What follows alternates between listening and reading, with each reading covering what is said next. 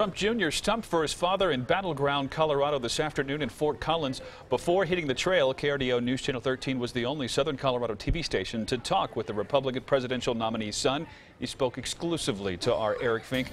And Eric, this race is tight with just 5 days to go.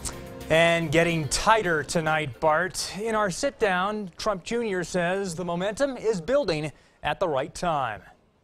We sat down at a hotel in Denver in the middle of crunch time. Do you think that Colorado is make or break, in a sense, for your dad? Is it as important as other swing states? Listen, I think it's very important. I think all the states are important because you want to ultimately be president for all the people. I mean, that's what my father's doing this for.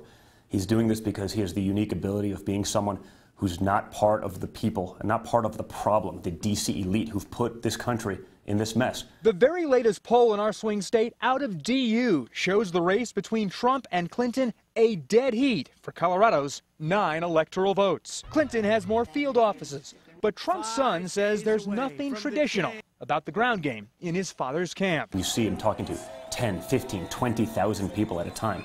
I mean, just exponentially larger than what our opponent can do, and all of those people, and so many of those people really are volunteering, and they're coming, and they're knocking on doors, and they're getting out there, because this is really a movement of the people, by the people, for the people. And as Clinton hammers Trump's fitness and temperament at her rallies in the closing stretch. Imagine having a president who demeans women, mocks the disabled, insults African Americans and Latinos. Do you agree with what your dad sometimes says, and do you take issue with that? What do you tell him? You know, I'd say this.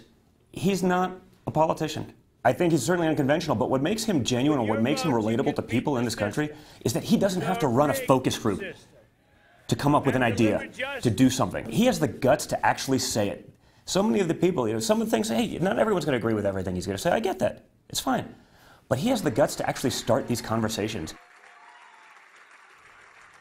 And coming up on KRDO News Channel 13 at 6 o'clock, a more personal side of Donald Trump Jr.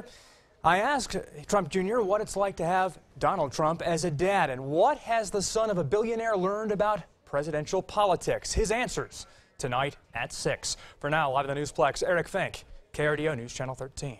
Looking forward to that. Thanks, Eric. Former President Bill Clinton will be